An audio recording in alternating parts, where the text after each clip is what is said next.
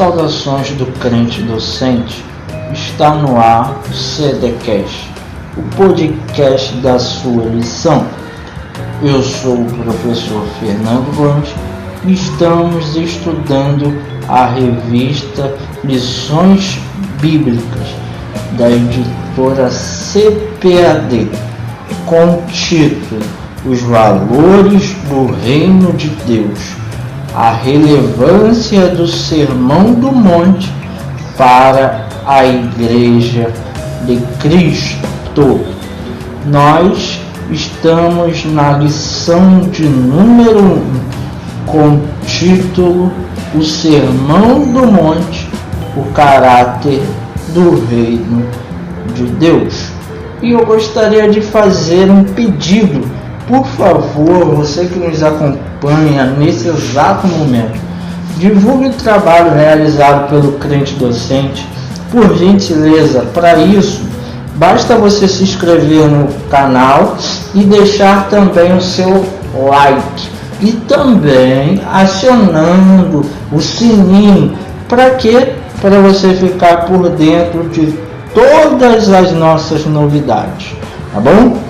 E eu quero desde já lhe agradecer por esse momento, por essa disponibilidade que você está tendo para falarmos sobre um assunto bastante relevante.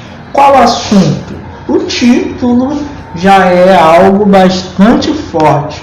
O Sermão do Monte, o caráter do Reino de Deus. Se você faz parte do reino, você tem um caráter, porque esse rei tem caráter. Então, o caráter do reino de Deus tem que conter e tem que constatar em mim também, não somente no teor do conteúdo relatado por Cristo no sermão, mas o caráter do reino de Deus não pode parar nas palavras, nos ouvintes. Tem que ter continuidade em você, em mim, na minha pessoa, que já que eu faço parte do reino, eu principalmente tenho que ser o demonstrador, vamos dizer assim, o promotor do caráter do reino que está em mim. Quando nós falamos no quesito sermão, a gente se preocupa e pergunta: no que é o sermão? O que é um sermão? O sermão é um discurso sobre um assunto pronunciado em algum púlpito ou em alguma bancada, por exemplo. É uma prática feita a alguém com um fim exclusivamente moral e virtuoso. No cristianismo, o nosso culto, o sermão, é frequentemente chamado de mensagem ou pregação da palavra de Deus, e ocupa um lugar bastante importante. Por quê? Porque é um sermão exclusivo, voltado para alguma finalidade. A finalidade do sermão evangélico é a salvação. A finalidade do Sermão do Monte foi demonstrar Jesus tirando as vendas, revelando algo, a ética e o caráter dos verdadeiros participantes do reino de Deus. Amém? Foi algo exclusivo que aconteceu lá atrás, naquele sermão. É tão exclusivo, eu acho bastante interessante que é exclusivo, é destacado e inclusivo, porque inclui uma parte do reino dentro dos seus novos súditos. É como se Jesus estivesse aberto uma porta que estava fechada desde a criação do homem. Jesus abre e desvenda segredos para que o homem possa entrar, viver de uma forma ética, moral e criteriosa, sendo parte do reino de Deus, estando ainda aqui na terra. Vamos lá mais um pouquinho? Qual a importância de um sermão? O sermão tem que ter um conteúdo claro, sólido e acessível. Por quê? Em vista do aprofundamento da fé e do consequente encorajamento comunitário dos ouvintes. Porque o discurso, o sermão, ele não influencia, inflama somente a um ouvinte no individual. Ele tem a finalidade de encorajar, inflamar a todos os ouvintes de uma forma coletiva.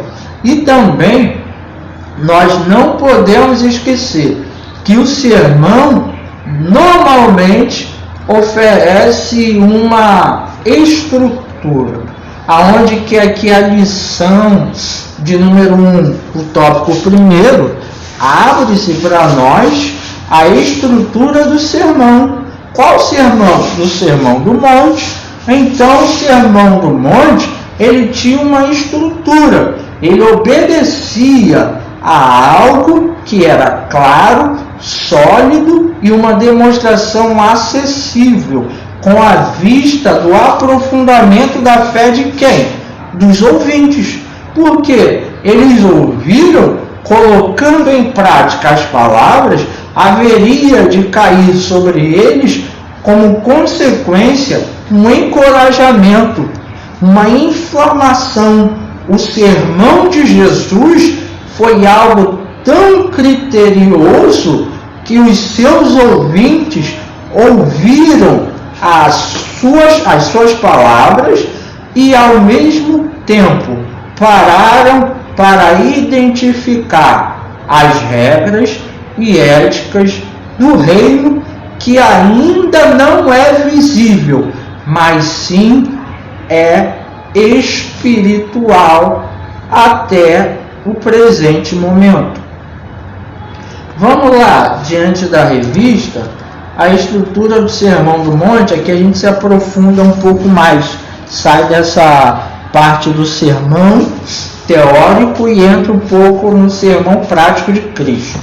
O Sermão do Monte é muito forte para a fraca natureza humana. Muitas pessoas caminham perturbadamente, procurando a felicidade. Quando Cristo se aproxima, as pessoas ficam com medo de que a alegria tão sonhada seja retirada. Justamente porque, para ser bem-aventurado, eu tenho que cumprir, tenho que fazer, tenho que realizar, tem regra, tem ética e tem coisas a serem praticadas. Ou seja, rejeitar a carne, deleite mundano. Ou seja, é uma via de mão única. E algumas pessoas têm medo que essa regra ética e toda essa prática retire alguma coisa. Porém, quando reconhecem e recebem Jesus de uma maneira de coração aberto, sincera, os temores desaparecem e atingem o alvo das bem-aventuranças. Ou seja, passam a ser pessoas realmente felizes. Aí você já parou para pensar por que Cristo ele impetrou o Sermão da Montanha? Vamos lá. Depois de Cristo ter pregado sobre a aproximação do reino de Deus, perguntas devem ter surgido na mente dos seus ouvintes. Uma das: quais são as leis desse reino? qual a relação desse reino com as leis de Moisés? Jesus, ele veio para acabar com a antiga lei? Aí Jesus vem relatando o seu sermão. Com qual finalidade? Acabar com as dúvidas e indagações e estabelecer uma conduta para os cidadãos do reino. Cristo, ele inicia o seu discurso-chave, popularmente chamado de bem-aventurança ou sermão da montanha, na finalidade de acabar com as dúvidas que, se não assombravam, poderia assombrar os seus ouvintes. Jesus, ele vem acabando e abrindo o seu reino para os cidadãos, estabelecendo uma conduta, normas, regras. Todo reino tem as suas regras, todo governo tem as suas leis. E com Cristo, ele estava demonstrando que não seria diferente. E um outro objetivo, e que deixa muito bem claro, diante do reino que foi e é pregado por Cristo, é que não consistia, esse reino não consiste em deleites grosseiros e conquistas vulgares, ou seja, coisas particulares, materiais, como era o desejo da população. Os ouvintes, seguidores de Cristo, alguns, mas a população israelita, eles estavam esperando qual tipo de Messias? Um Messias espiritual, igual veio, está condicionado ao nosso Mestre Jesus, ou estavam querendo um Messias político, que eles pudessem realizar conquistas militares, uma demonstração de poder bélico, ou seja, uma demonstração de deleite grosseiro, de mostrar que a nação mandava mais. Mas o reino não consiste disso. O reino, Jesus mostra através do seu sermão que o reino, as bem-aventuranças, está condicionada na espiritualidade e da maneira correta do seu povo, dos seus súditos e servos viverem.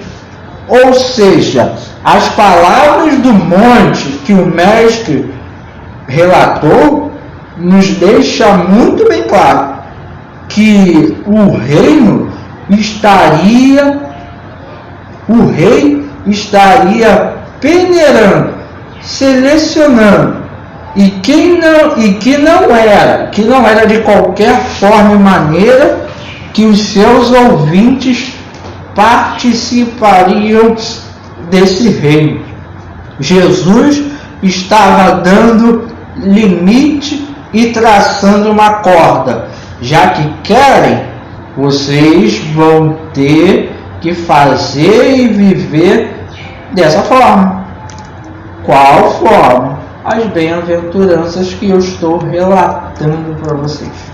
Aí nós vemos o seguinte: diante do sermão, diante de estrutura, aonde que nós estamos falando, nós vemos que diante do ministério de Cristo houve 2 sermões, e ambos foram feitos em colinas. Um deu início, o outro deu fim. O início foi esse em qual nós estamos falando, o sermão da montanha. O fim, o término, o conclusivo, foi o último, onde? No Monte das Oliveiras, próximo a Jerusalém. Agora, onde fica ou ficava essa montanha, esse monte? Segundo os relatos, o estudo, foi realizado esse sermão em algum monte na Galileia, provavelmente em Cafarnaum. E é muito interessante quando nós falamos de monte, porque quando a lei foi entregue a Moisés, o Senhor desceu ao monte. No sermão, qual nós estamos falando aqui, agora, o Senhor sobe ao monte. No passado, o Senhor falou por meio de luz e trovoadas. No sermão da montanha, o Senhor, Jesus Cristo, fala com uma voz suave e mansa, também dando diretrizes para que o povo possa viver da maneira que ele, rei, quer. E nesse sermão, as pessoas são convidadas a se aproximarem.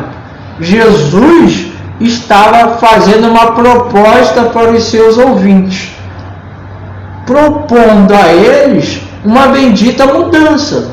Por quê? Jesus é mudança de vida.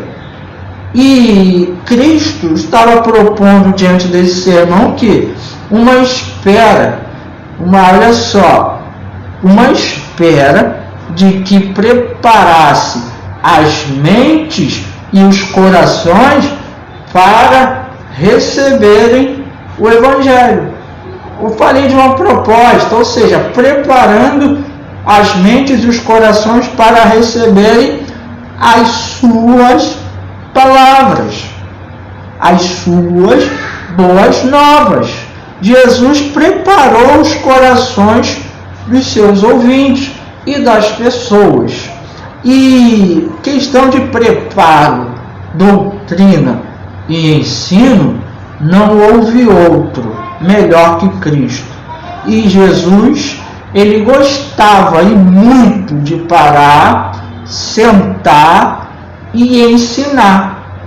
E nesse sermão, o ensino, o interessante não estava voltado somente aos 12, estava sendo proposto e ensinado para todos os que o seguiam de perto. Eu estou falando bem pausadamente, porque tem pessoas que falam que esse sermão está centralizado aos 12. Não, esse sermão ele é voltado para todos aqueles que o seguiam de perto. Você segue Jesus de perto? Então esse sermão, meu filho, minha filha, é para você.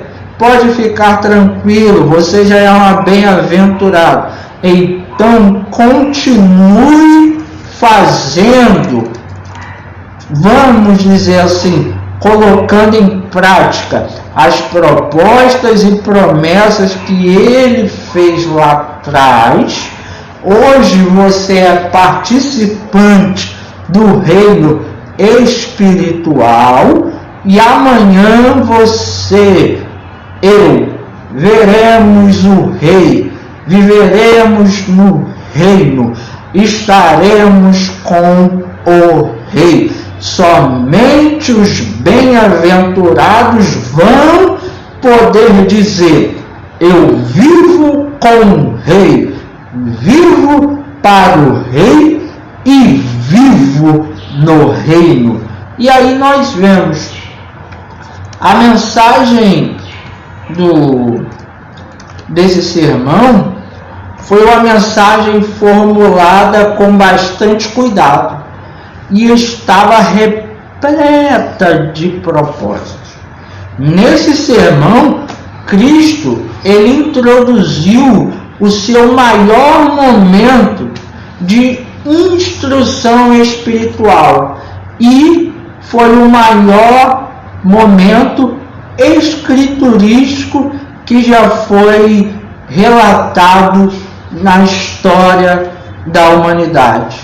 Ou seja, o Sermão da Montanha é o maior sermão hoje presenciado historicamente e relatado na humanidade. As pessoas que têm uma eloquência enorme não se comparam jamais a esse sermão. As pessoas que fazem um sermão bastante, vamos dizer assim, que traz a sensibilidade do povo, consegue chocar, consegue alcançar lugares aonde que a palavra não consegue. Mentes, nada se compara ao sermão relatado por Jesus Cristo. Amém? Olha, Jesus ele veio trazendo uma verdade absoluta dentro desse sermão, que o novo nascimento é uma verdade e que para entrar no reino é necessário nascer de novo. O novo nascimento é uma verdade absoluta e para entrar nesse reino é necessário nascer de novo. E esse reino está presente já entre nós, sendo que espiritualmente. Vamos, tópico 2 a gente começa a concluir, eu termino agora. Aqui, ó, bem-aventuranças e o caráter dos filhos de Deus. O que são bem-aventuranças? Tópico 2 está dizendo isso. Bem-aventuranças, felizes, afortunados e supremamente alegres.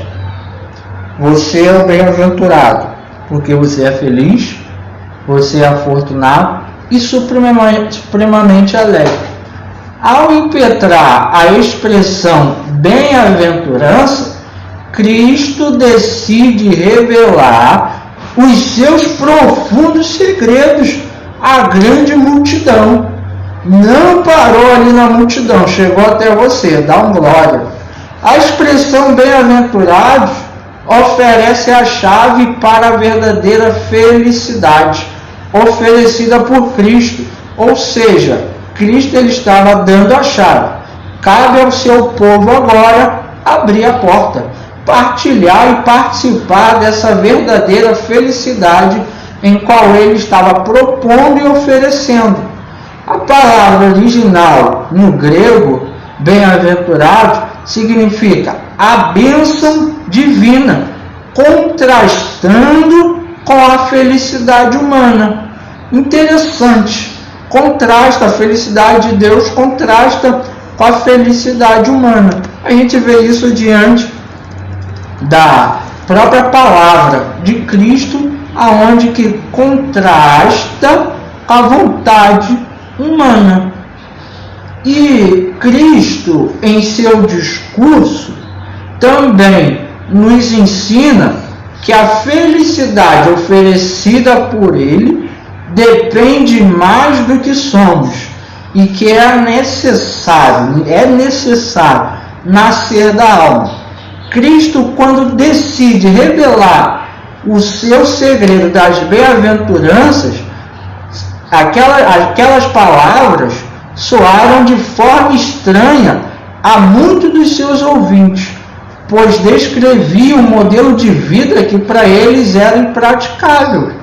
Porque lembra que eu falei lá um pouco antes que o Sermão do Monte é muito forte para a fraca natureza humana. E quando eles ouvem Jesus citar as bem-aventuranças, para muitos é um modelo de vida impraticável. Mas agora vem um porém.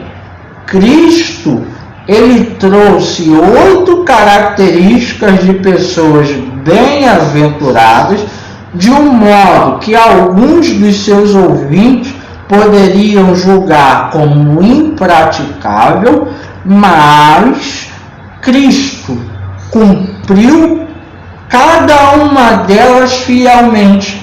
O que é isso?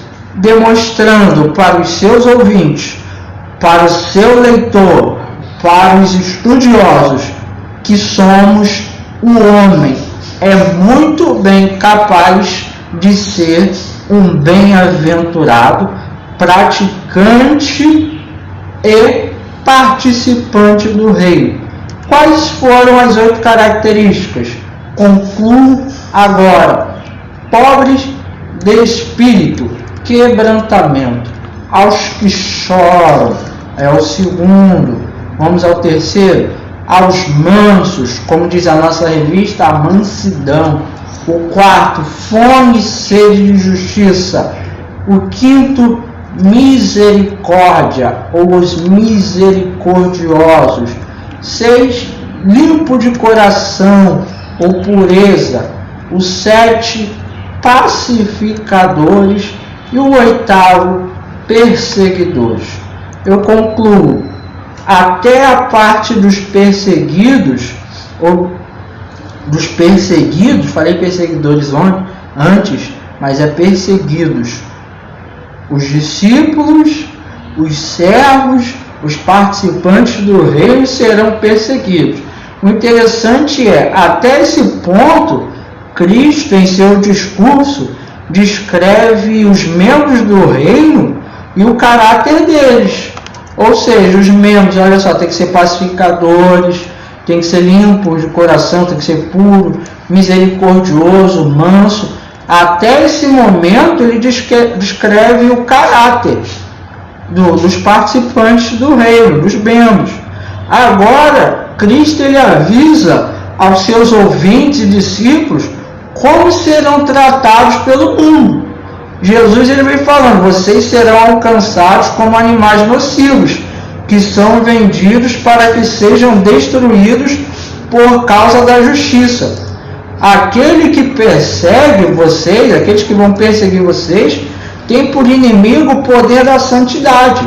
E a santidade é um processo, aonde que só vai ter fim quando Cristo arrebatar a sua igreja. Então, aquele que é bem-aventurado, procura a bem-aventurança, que é feliz realizando a minha obra, pode ficar ciente, porque vai ser perseguido. Segundo o livro de Paulo escreveu a Timóteo 3,12, vem relatando lá, muito bem dizendo, a verdadeira bondade vai atrair oposição. Por quê? Os cristãos, a bondade do cristão é diferente da bondade do mundo. E o interessante é, para fracassarmos como crentes, não precisamos ser piores que o mundo ou que os mundanos. Basta somente sermos semelhantes a eles. O cristão verdadeiro, ele interfere no mundo. Por quê? Porque os cristãos vêm desmascarando os pecados. João 7,7 vem relatando muito bem isso. Seremos perseguidos. Concluo agora uma palavrinha-chave diante da nossa revista chamada de beatitude. O que é beatitude, Fernando? Felicidade profunda de quem desfruta a presença de Deus e que só poderá ser atingida em sua plenitude na vida eterna. Agora, o Sermão do Monte tem tarefas e nos dá muitas lições para serem alcançadas. E nós, desfrutando da beatitude da presença de Deus, só poderemos atingir plenamente quando alcançarmos a vida eterna. Então, lições do Sermão do Monte a serem alcançadas. A beatitude plena só alcançaremos na vida eterna. Mas, enquanto isso não chega, o reino não chega para nós presencialmente, cabe a nós desfrutarmos dessa beatitude espiritual. E aqui eu concluo dando glória a Deus, agradecendo a sua participação, a sua audição e desde já sendo grato a Deus pela sua vida. Sou Fernando Gomes e eu convido você mais uma vez para você seguir o Instagram do Crente Docente, @CrenteDocente, e também no Facebook, gente, Crente Docente. E volto a pedir, ativa lá as notificações no canal Crente Docente, por gentileza. O sermão foi grande, porque o seu Deus é grande. O seu estudo e chamado é grande, porque o seu Deus é grande. E que Deus te abençoe. Crente Docente, saudações.